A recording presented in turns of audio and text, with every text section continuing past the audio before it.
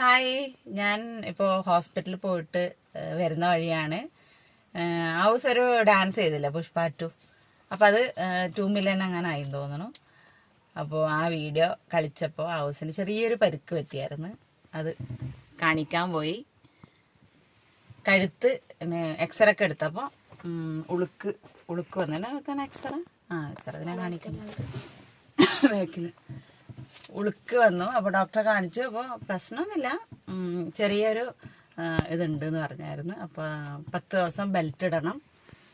അപ്പോൾ ഹൗസിന് ഭയങ്കര പെയിൻ ഉണ്ട് ഹൗസ്.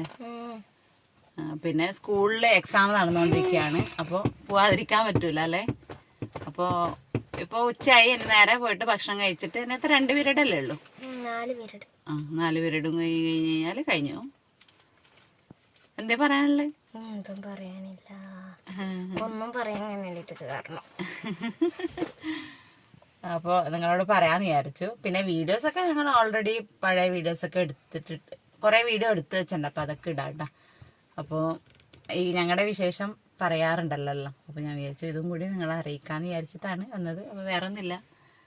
അപ്പോൾ ഓക്കെ, ടാറ്റാ.